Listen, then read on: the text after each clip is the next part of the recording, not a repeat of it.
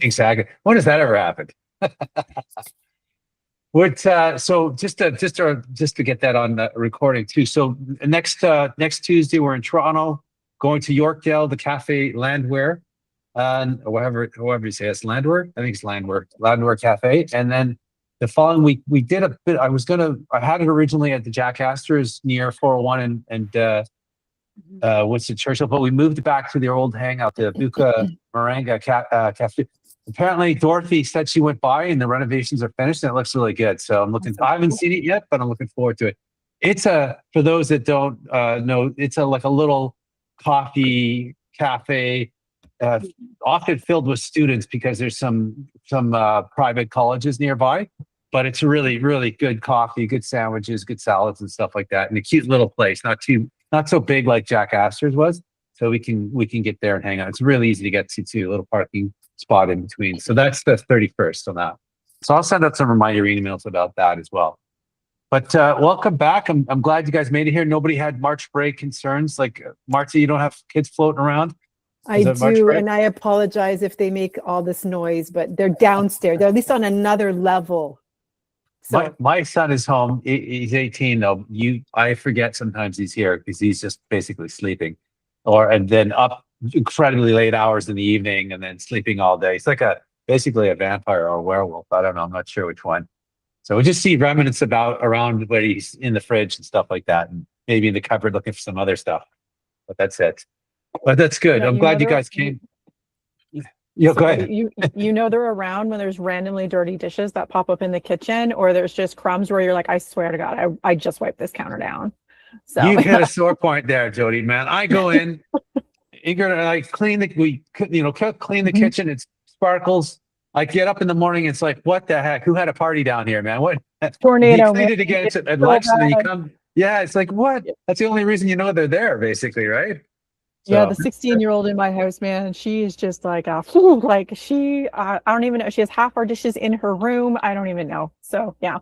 Have you heard the expression going into your teenage daughter's room is like going to IKEA? You just go in to take a look, and you walk out with 2 plates, 2 bowls, a cup, and 3 spoons.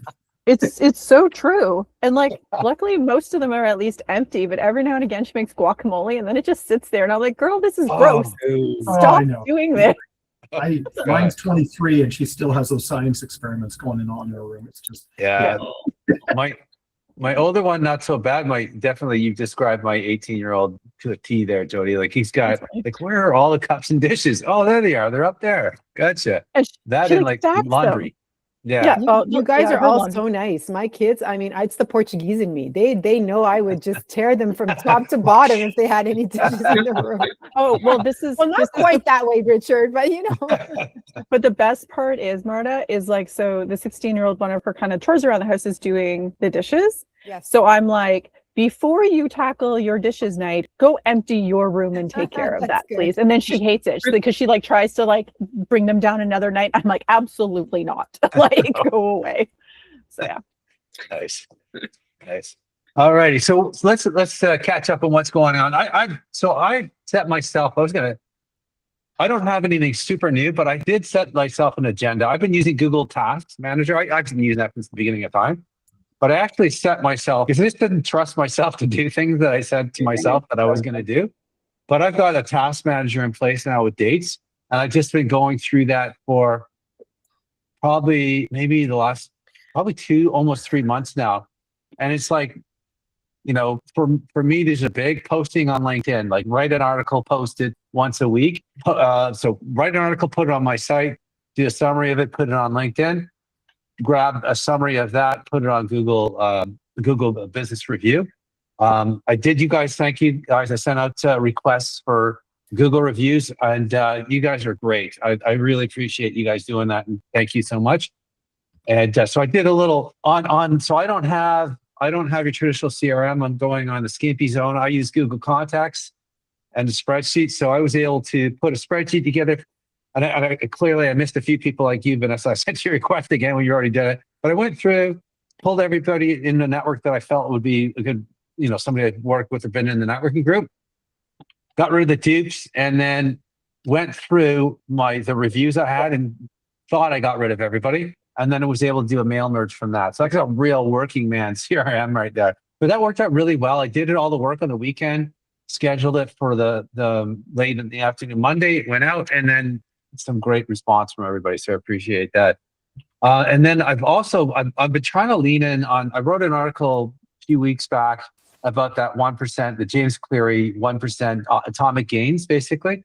And I've been trying to live that. And I got inspired. My sons, and you guys can relate to this, had to use Duolingo anytime they took a French class or whatever. And I see my son, he's trying to teach himself Spanish. So we're half, my mom's Cuban, Spanish, my dad's French Canadian. I never knew what anybody was saying when I was growing up. So I'm used to being in the areas where people are speaking to me and I can't understand them. So my son's trying to learn Spanish, and he's been doing it for a long time. And I'm like, okay, that's pretty good track record of continuing to do something. So I thought, you know what? All I know is bar level French. Well, the French immersion, so my French is better than bar level, but not great. And then Spanish is definitely a little bit below bar level. So I said to myself, I'm going to try at least learn one. So I signed up for Duolingo. I got that going, and I'm on a 165-day streak, and it's like, less than 5 minutes to commit to it. And like that got me inspired. It's like, well, what else can I do in 5 minutes? So now I've committed myself. I told you guys I signed up to the library when my sons were studying there one time. Got signed up to LinkedIn Learning, and they've got a ton of free LinkedIn resources when you go through the library. So 1 hour a week on the weekend, and so I got an agenda that I just kind of go through. Sometimes I wish I didn't have it, but I'm doing it, and it just seems to be working for me. So that's what I've been doing lately, and consistency, and it seems to be working well. But you guys have heard that before. It's nothing new, but one thing I did notice, is Google Analytics, and it's not huge bunch, but I definitely see, even though I'm not getting a ton of traction on my posts, I'm seeing a lift in my web analytics and Google business reviews and whatnot every time I post. So it's like, okay, so I'm doing something, I'm consistent, and there's something happening there. So all that stuff is pretty much 101 basics for you guys. But for me, it's like, okay, I've got a plan, I'm executing it, and I'm getting some results. So that was me. What about you guys? What's new for you guys? Anything you can share, or even what's old news like I've been sharing? Anything else? Just our event next week. So Rob Manny and I are doing our LinkedIn Live event next Wednesday. So join us, tell your friends. We're focusing on just moving things through the funnel quicker in a B2B context. So reducing friction and moving deals through faster, and just being more impactful so that you're growing revenue quicker, right? Is that your first LinkedIn Live, or have you guys done one before? No, it's our first one. I look forward to hearing that. Has anybody else done a LinkedIn Live before? I think maybe Dorothy, but she's not on this call. Yeah, she's there. On this call. There you are. Yeah. I missed you coming in. Have you done one, Dorothy? Yeah, I've done several. And what do you think from a usability perspective? Is it pretty straightforward and easy to do, or tricky? Okay, so we used it using Riverside. So Yvette and I hosted last year, but we used Riverside to go live on LinkedIn. Okay, so a third party app then. Mm-hmm. Okay, and what that does, it gives you all the clips, all the transcript, and so on. I'm not sure going straight LinkedIn Live that does, but with the Riverside, you have all the clips immediately that you can. It uploads right away. So that's the upside to something. I think Alex is using the same thing to do as Local Grit. Is that correct, Vanessa? Mm-hmm. Yeah. Okay, and he swears it's made his life a lot easier. So that's good to know. Riverside. Okay. We're using, Rob's got a platform like Riverside we're using behind the scenes. So LinkedIn Live is the shell. And then we're going to do it live. And so anyway, if anybody joins, feedback is welcome. But hopefully it works out to the way we want. We'll do some more of it. But I'm looking forward to experimenting and just see how it goes. Can you post the link to that? Yeah, I'll put it in. I just grabbed it, and I'll put it in the B2B cohort as well. Oh, do you want it now, though? Here, I'll put it now as well. While you do that, Richard, what I will say, the benefit outside of just going live is, are you hearing me? Yep. Yeah. Oh, because my screen is now white. Is that is that you have another piece of content or another piece of asset that you can use across all other channels. So that is the beauty of having one piece of content. I like to call it a pillar content that you can repurpose and build across multiple channels. So that's the beauty of that. I have to get back into it, but that's what I found I was able to do with those videos. And then partnering up with somebody else too. What I see, I know Sanjay's been doing this at live events. It just gives you the double reach, right? And then the double talk afterwards too. I think that's great. And plus it lightens the load in terms of like preparing for it and stuff. So that's good as well. But I remember Alex I've seen this in a couple of places, but Alex in particular, when we were sitting down grabbing lunch last week, said that he has had people come up to him and said, "Hey, I saw you." He said, even though I'm not getting a lot of numbers, people are coming up and saying, "I saw you." Good. So there's that sort of, I know they call it not the greatest name in the world, but lurking and stuff. There's that aspect of you don't know who's paying attention and getting that. Go ahead, Jody. Oh, sorry, I'm out of order. Go ahead though, Jody. No. I was making a comment regarding your lurking. Please, Marta can go first. Yeah, go, Marta. Sorry. I was hoping Christina would be on this call because we said we would talk about our value exchange at the next members update. But maybe I can do a quick, summary, and she can always add her, her perspective in there. So Christina reached out to me last summer. I can't believe it was last summer, and said, "Hey, would you like to swap services? And I can do a little bit of my SEO analytics for you, all the stuff that Christina would offer." And again, I'd rather her explain how she did it, but I can tell you a little bit of what happened after. And then I would do some branding initiatives for her. So I said, sure, let's test this out and see how it goes. So basically I was able to help Christina rebrand her company. So she is called CRR Consulting. She wanted to move away from an acronym, which I highly advised her to do. And we started with my brand discovery document that I typically give people. So it's like a workbook. And I call it my Clarity First workbook now. She filled that in, and her, like many other people, and I know Robert, you and I've talked about this, are using AI to facilitate some of the answers, which again, I'm okay with as long as I know that it's still authentic, like it's actually is responding to your personal brand that you want me to work on. So that was the first step. Second step was, brainstorming some new names for her. We landed on a new name, and maybe I'll let her, unleash all that, because I'm not sure. She's working on a bit of a soft transition or like a bit of a soft open, but she's, as usual, you know how it goes. Your clients take precedence and your company will be on the back end there. So she's working on that, but I'm excited to say, I think the name represents her very well, and devised her new identity for her. So developed the logo with all the system, which is the color palettes, the fonts and whatnot, and including a tagline. So it's it hits all the check marks of what I do for my clients usually. But it was fun just because, it had a little bit of pressure, but no pressure, if that makes sense, right? Like you always want to do your best, I would say, as a professional, but the no pressure is kind of like, but there's a little bit of give here, right? She understood that we're doing this as a value exchange. So she was very committed to giving me feedback or saying, hey, you know what? I love where you're going with this, but if we switch directions, back and forth, which sometimes with a client can be a little hard because it starts to gain like a little bit of scope creep, right? So I think we tried our best to manage that, funny enough, right? Because again, we weren't true clients to each other, but in all intents and purposes, it was a real project, real tangibles came out of it. And she did help me with some of my keywords on my website, with some back-end SEO stuff. We actually had to have a 3-way call a couple of times with my web developer that I like to use for my web stuff in terms of my personal website. So I think all in all, it was a success. I'd love to see what she's going to do next with it. And again, I'm staying close to her in terms of maybe in about 6 months from now, she should run a new report on my site and see how it's ranking and whatnot.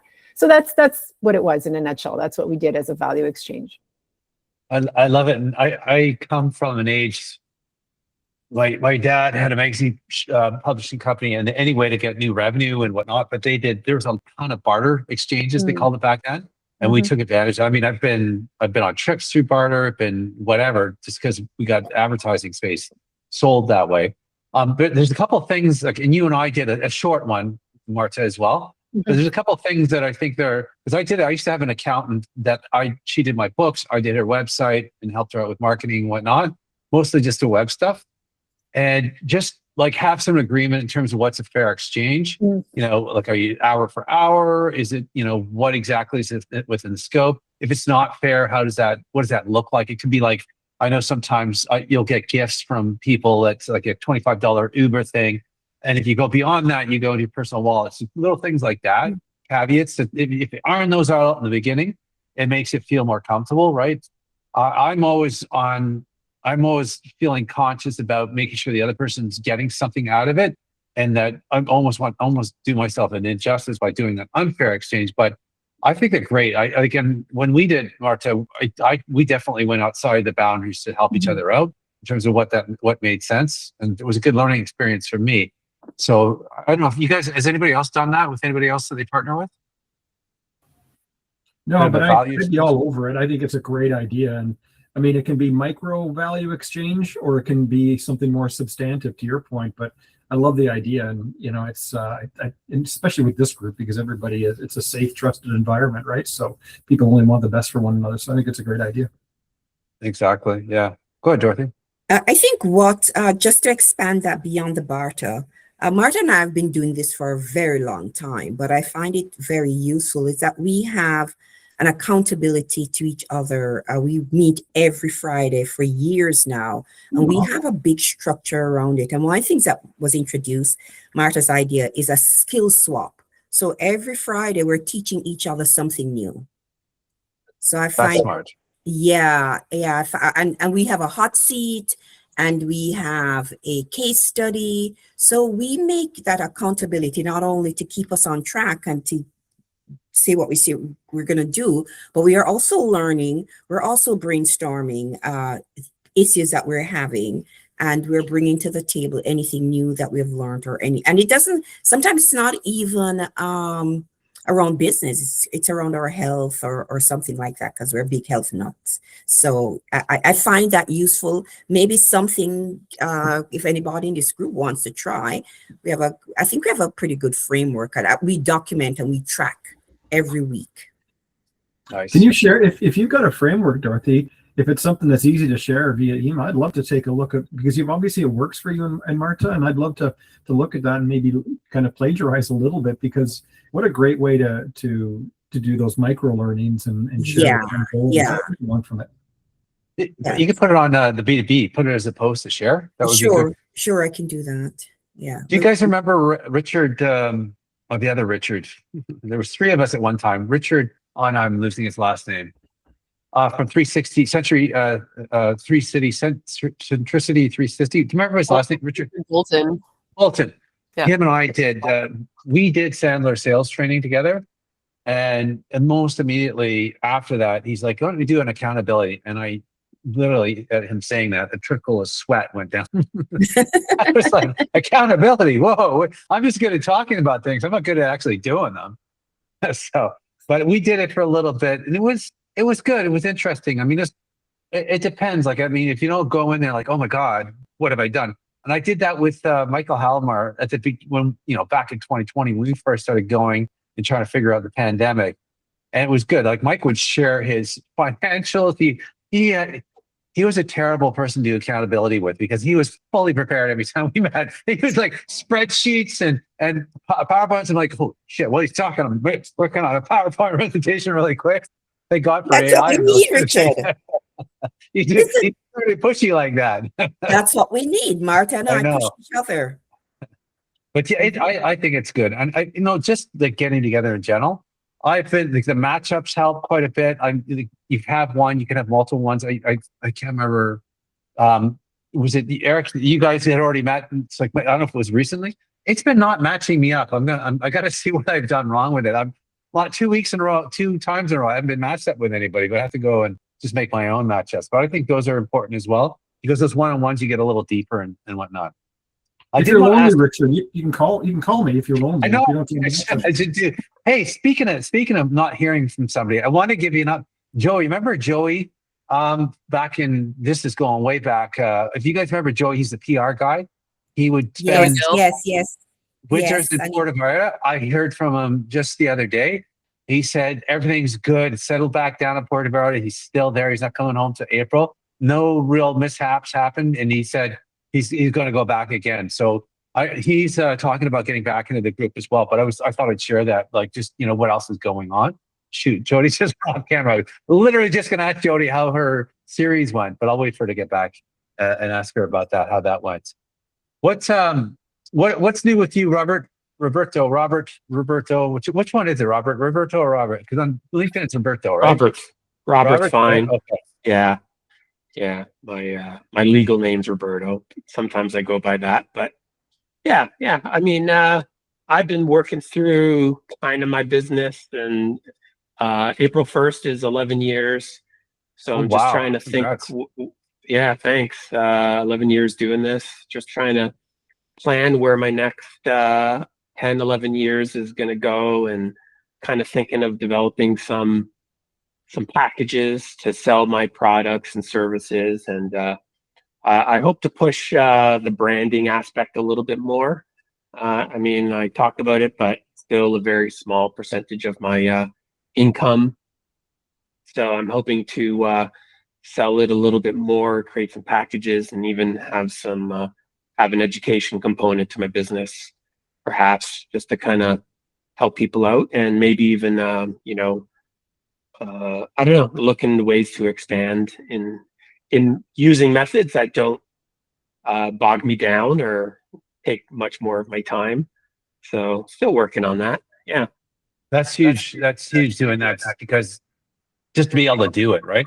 There is I posted in the share.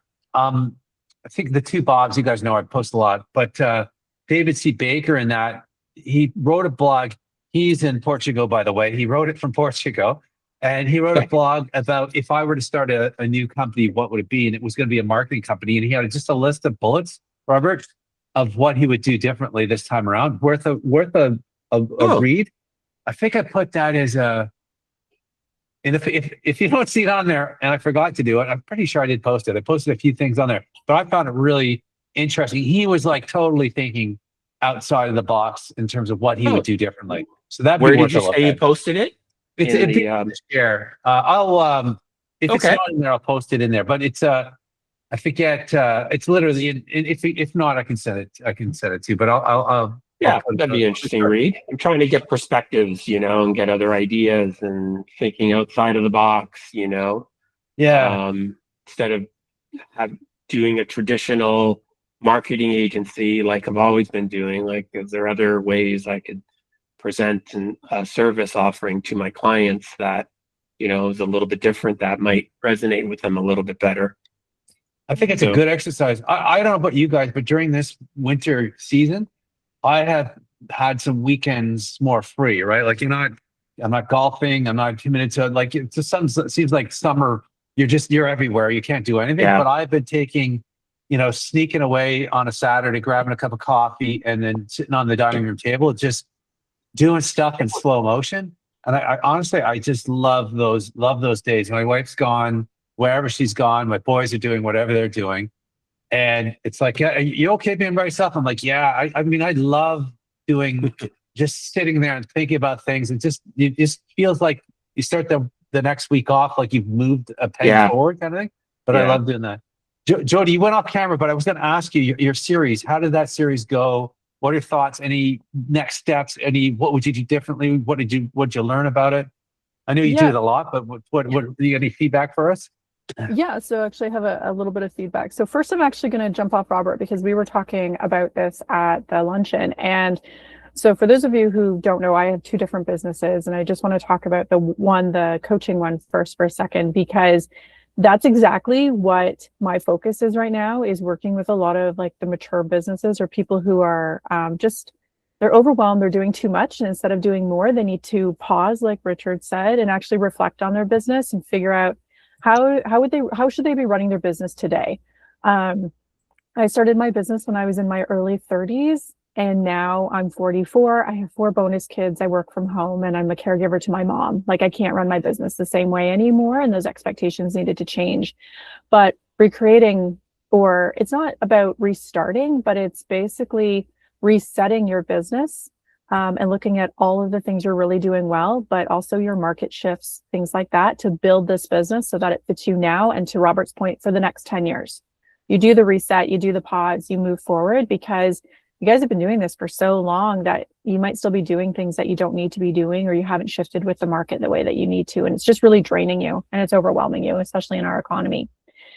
So that's my one spiel. But the reason I wanted to join today was to actually talk about the other business. So it's called Your Business Executor, and it's basically making sure that entrepreneurs have a contingency plan if they are not available to run their business. And it can mean anything. I have a client right now who was in a car accident, and he will be in the hospital for the next 3 months, and helping him plan. And we don't know, we don't wish for these things. We don't know when these things are going to happen, but these are just genuinely parts of life. And some of you are lucky to have partners, or some of you are lucky to maybe work with your spouse, but that doesn't necessarily mean that they would know everything that needs to happen to run your business, much less put in the PIN code for your cell phone or your laptop to access your emails, right? So the purpose of the contingency planning is not to make you spiral to the negative parts of life. It's to help you build a plan, not only just for vacation, but for all this contingency planning. So what I learned from the last 4-week series, Richard, is that more people need to really just have a softer landing as a starting point. So I'm offering some more free workshops. So I have one coming up at the end of the month. It's basically helping you understand why every entrepreneur needs a will. And some of you might be like, oh, great, I already have a will. But is your business in your will? Because if it's not, that information needs to be shared with you, and it's missing. If you're incorporated, your lawyer will not just take care of everything. Your accountant will not just take care of everything.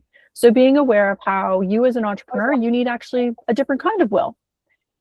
And then the second workshop I have coming up on April 13th is what happens to your business if you suddenly can't run it. And again, that can be variation from a child is home and sick, and you need to dedicate your attention to them, or you're sick, or again, you're in an accident, something like that. So it's getting some real conversations happening to do some real planning. And one of the focuses that is really pulling me is if you know anybody who owns any health practices. I work with all entrepreneurs, especially sole owners, sole proprietors, or sole owners. But a lot of people who own health clinics, including therapists and psychotherapists and psychologists, they're really jumping on this bandwagon and realizing there's a lot of planning that needs to be involved in case they're absent, and they need to follow some steps. So my goal is not to overwhelm you. My goal is to literally help you take the first step. And you don't have to do everything overnight. It is a process, but none of us, no offense, are in our 20s. We're no longer teenagers. We have families, we have assets, we have homes, we have things we care about and people we care about. And so my business and my purpose and my goal is to make sure that you take that first step in getting your life planned and organized for the future. So I'll drop the workshops so that Richard can post them for me. And then I'll be running another 4-week series where we get our hands. We do some practical hands-on work and pulling your data together so that you can start to be more prepared. Just 1 hour at a time, I promise. So thank you for that. Jody, yeah. How soon do you need to post those? Like, is that really soon, or? No, I can send you the information like I did before. I have one workshop. The Wills workshop is coming up on March 26th, and the other workshop is coming up on April 13th. And they're both virtual. They're 1 hour. It's just a Zoom. We meet for an hour in the evening if you have the availability to do so. So the reason why I ask is on the weekend, I remember I told you I want to open that up to everybody. And I kind of thought about, because you're doing these things, maybe I could do a test one. I see the weekend, I kind of look into it, like what's involved on my end before thinking about accountability, before I make this grand promise on a recording, I need to make sure I actually can do it. But if I can figure that out, Maybe Yeah. we could do a test run, Totally. open Yeah, up. yeah. You could maybe do the April 13th one on your own and just give me some Yeah. feedback how easy it was or how hard it was. Yeah, And I can then kind definitely of do go that. from there. That way, Eric, you can post your LinkedIn, like everybody can start, sharing. Even if you're going to an event, make those a little bit. I've been trying to be a little bit more generous in terms of what I share with everybody through the events, because I think there's just a lot around, depending on where you are, a lot available to you. In terms of time of day, Jody, you were doing yours at 7 in the evening. What are your thoughts? 7 in the evening, lunchtime, morning time? Have you done different times?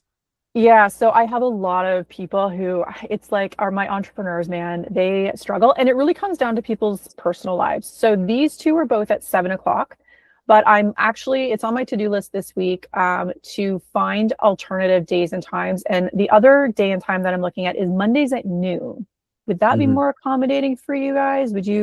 Because I chose 7 because it's later, it's after dinner. But I'm working with a lot of people who actually have young children right now, and that's prime bedtime. So a lot of people aren't able to attend those ones. So I'm happy to do a daytime one. The other thing, when I originally started running these 4-week series, I had individuals who were asking if I would do early mornings, and I will. I did sessions at 7:30 in the morning. So I'm perfectly fine with that. So Richard, maybe can we do polls on the app?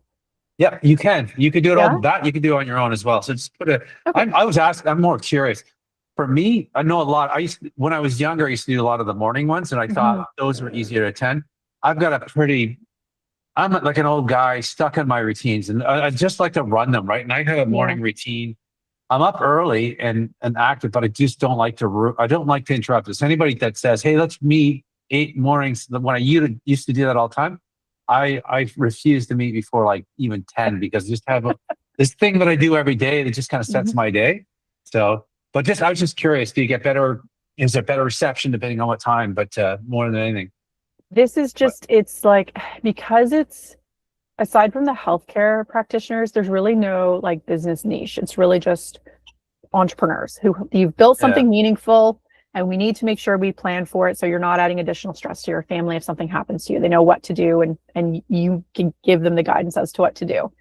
But it comes down to just people's personal lives, and we know how entrepreneurs are. You nailed it, Richard. You have created yourself a system where I don't bug you between 8 a.m. and 10 a.m. because this is a system that works for you. So it's really personal. So what I might end up doing over the next month or so is I might just do different polls in different groups that I'm part of. And whether you plan to attend my workshops or not, if you see this poll, I would still appreciate you giving feedback as to like how your availability works, because the more people that contribute, the more value obviously I would find to it. And if you see the polls in other groups, obviously still continue sharing so that I can manage that. But I've started having more calls with more women entrepreneurs, to be honest with you. And this business started with me working with a lot of men. And now I have a lot more women entrepreneurs reaching out, and they're struggling. They're usually wanting to meet on weekends or mornings. And I have a pretty crazy personal life, but for those of you who haven't worked with me, I am very also accommodating. So like I said, I figured out a session because there was 6 people interested who were able to meet at 7:30 in the morning, and we met at 7:30 in the morning. So, nice. And if anybody has any other feedback regarding your workshops that you run, or any kind of tips and tricks or feedback, like I've been running workshops forever, but honestly, since COVID and now doing everything on Zoom, people's lifestyles have still shifted and transitioned. So if you do have any other feedback, please feel free to email me or send me a message. I appreciate it. The one thing I would say on that note is, if you don't mind recording it, I think the LinkedIn one will get recorded, right, guys? Like, so I will sign up to works. Like I'm signed up to a Wednesday workshop. And I'm not, I know I can't be there. I have a standing Wednesday meeting with Northern, and like that. I see Eric's, yours is at Wednesday at 1, and I'm like, I'm signed up already.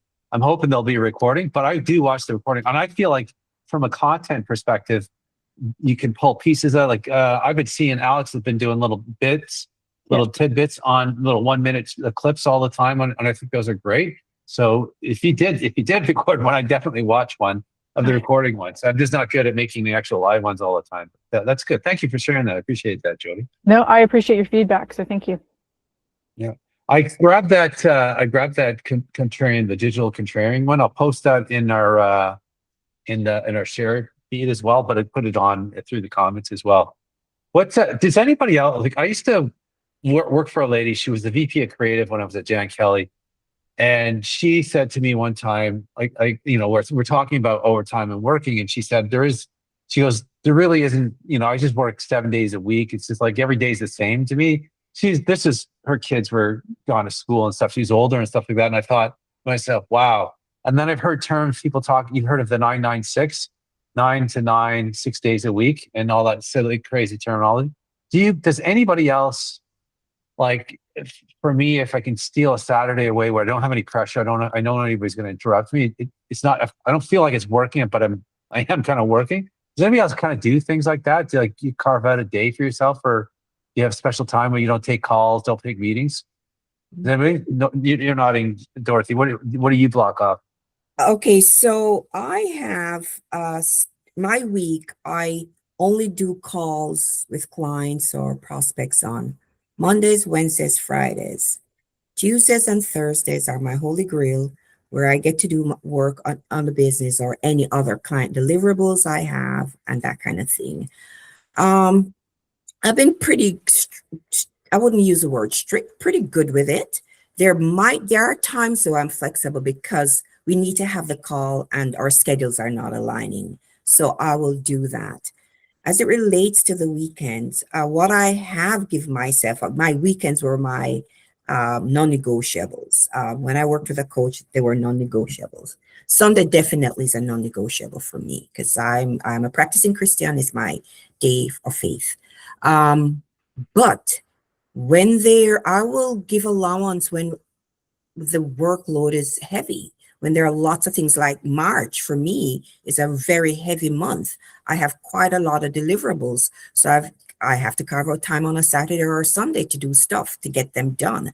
So for me, that's what it is. So clients get Mondays, Wednesdays, and Fridays, and my business and the charity gets some other days. And if I have deliverables that I must, there are deadlines or competing priorities, I know that a 9 to 5 is not going to work during that period. So I have to give myself that time. I did. I was going to say, so Marta, when I had younger kids, I mean, I definitely worked around their schedule, which I know you probably have to, I know you have to do pickups and whatever, right? I did my MBA when my boys were both, one was below 10, one was maybe 11, 12. And was really conscious of, like, when your kids at that age, you're really conscious of spending time with them. So I had I worked full time as well. I did the executive MBA. So I would come on, it was an agency job. So it was not 9 to 5 all the time. So I would hang out. We had a thing I started since we had kids as babies, always have dinner together. At least that's the one time we're all at the same time. That is totally faded off. Jody, you can relate with me on that. I can't get everybody, doesn't even eat the same thing, let alone get them around the table anymore. But we used to do that. And I would hang out with them for a little bit, and I would start at like 8 and do an 8 to 11 every night. And on the weekends, I would get up at 6 or something like that, 6 to, because they, 6 to whatever, depending how old they were. I think 6 to 9 I could get away with. And I just figured out a schedule like that. I don't know if you do that, Dorothy. Marta. Are you playing around with a kid's schedule like that to make it easier for yourself? I do. I mean, March break is an exception because it's just one of those times where, you may have your kids in camp, you may not. We chose not to this year, but on a daily, like the actual daily routine, my best I'm there for my kids in the morning, get them off to school. Luckily, I have a partner who has flexibility as well. So we both are sort of our own bosses, let's call it that, right? So he can do a lot of the drop-offs and pickups too, but we tag team, but I would say he takes up that responsibility. But what I find is tricky is, so kids are at school, great. That's focused, hyper-focused time. You should be as productive as possible. My kids actually get out of school quite early, so I can take a break, maybe work through lunch many days, some days, and take the break at like almost 3 o'clock when they're in the door. They're like in the door at 2:45. But then to get back into the work mode is a little tough. It's a little tough, especially because what I do is creative. It's like I'm in a zone and I'm doing. So I've learned through the help of Dorothy to help me see it as, you know what, you're not stopping and starting, you're just pausing. And if you can reframe that in your brain, you can actually, I've noticed in the last year or two, I can get back in the workspace a little easier. It's not perfect, but you know, perfection is hard to get. No one's really going for perfection. But yeah, I would say it's a little bit tricky with the pause. I'm going to call it a pause and then trying to get back in. Sometimes what I'll do is instead of working on something creative, I'll book a meeting if I know that way it doesn't take away from my hyper-focused time during the day. And similarly, I try to book a lot of meetings on Fridays because I figure, you know what, Friday's a good day to do a bunch of meetings. If I don't get to all my deliverables, that's usually okay. I can pick back up on Monday. No one's typically waiting like at the edge of their seat on a Friday at 5 p.m., right? So Yeah. Eric, go ahead. Yeah, I was just going to say, great comments, but great topic. I find knowing when you do your best work is so key. Right? Like I'm a morning person, so I protect that time. I preserve that time. Like I'll do a lot of networking calls in the afternoon because I don't have to be as in the same zone as in the morning. I also try to be honest about how long something's going to take. And Marta mentioned pausing. I find that hard, right? And so I book meetings with myself for key things. Last thing is, I would say is we have to be kind to ourselves, right? Like, you know, you read too many books and you say you should be disciplined and force yourself through and don't be distracted. Well, some days I wake up and Tuesday is my thinking time and I'm not in that zone, right? And I'm just going to struggle. So I go, all right, I'm going to clean up instead. I'm going to reorganize and I'm going to do that work in the afternoon and I'm going to hit my stride then. So I guess part of it is being kind to yourself, figuring out when you do your best work and blocking time, right? I think that's what I find makes a huge difference, right? And very much in the spirit of what Dorothy said about Tuesdays and Thursdays are, you know, for preserved time. I love that. I'm going to try some of that. So I'm like that. I love the pause thing, Martha. That's a good one. I leave what I was working on there because it does take a minute to get your brain back there. But I love that idea.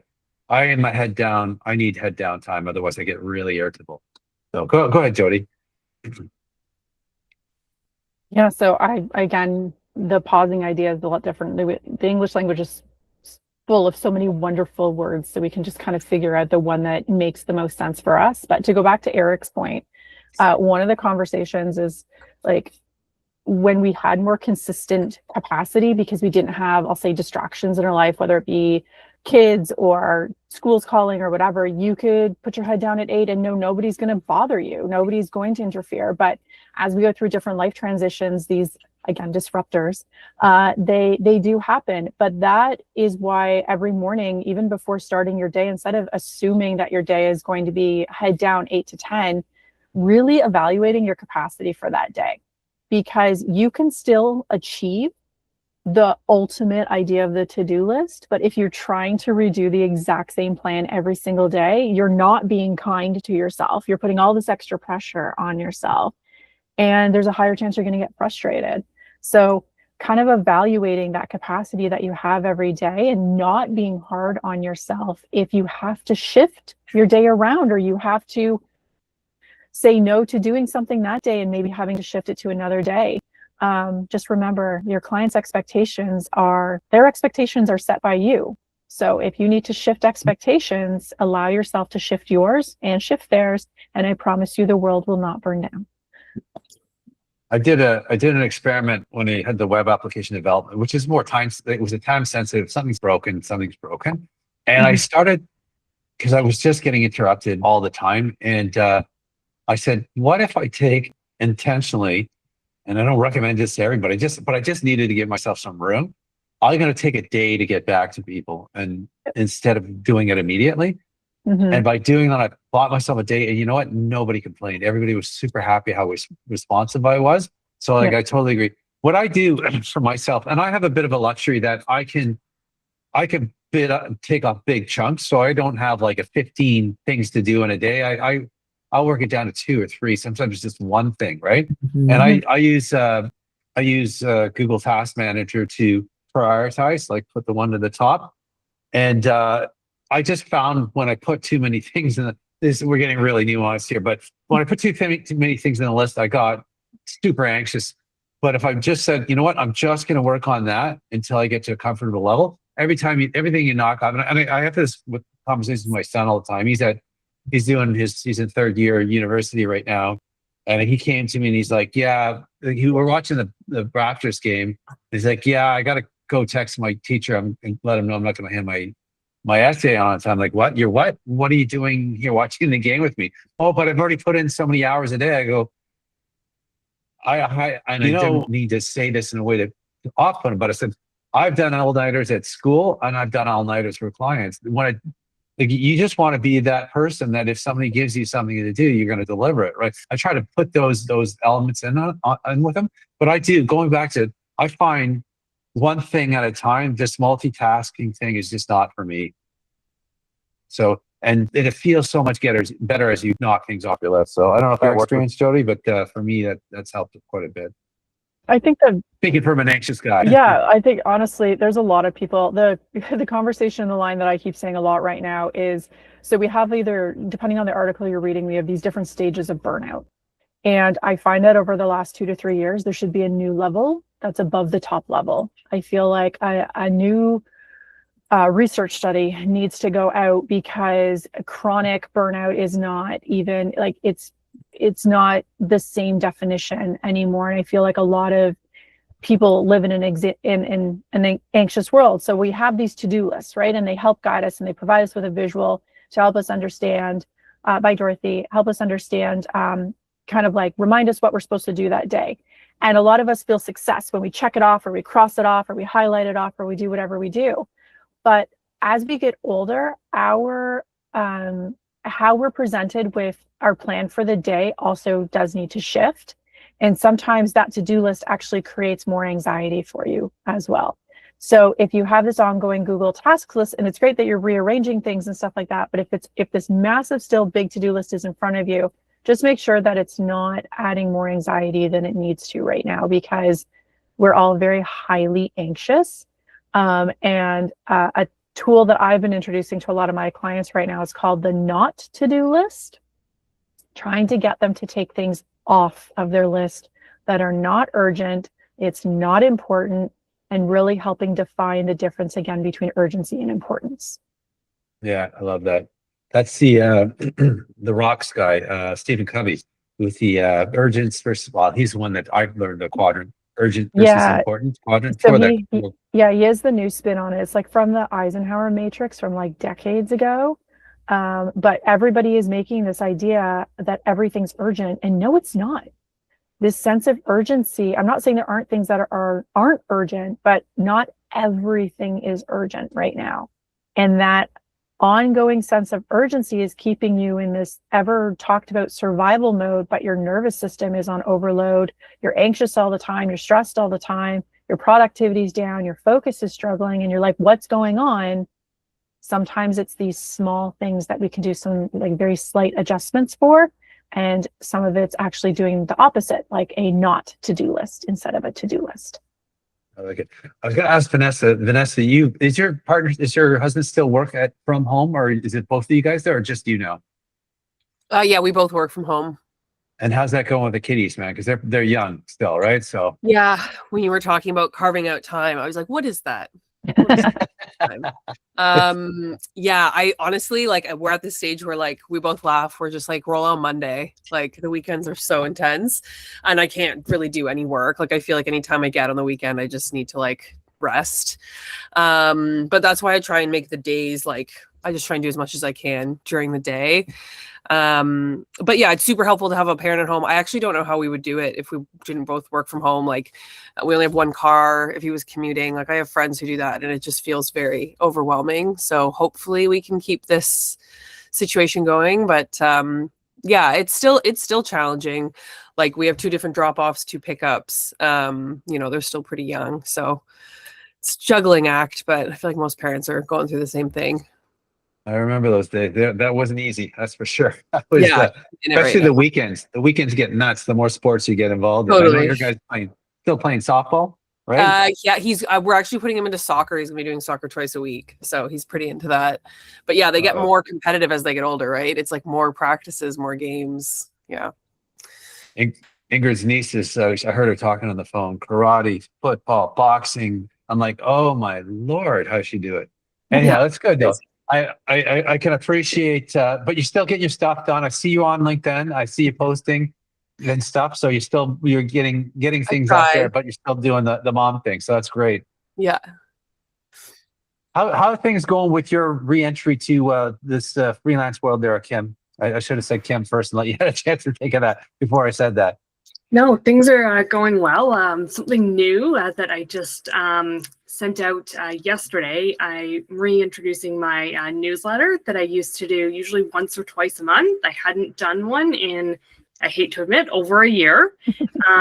But so it actually has done really well. I have already, a day after sending it out, over 50% open rate.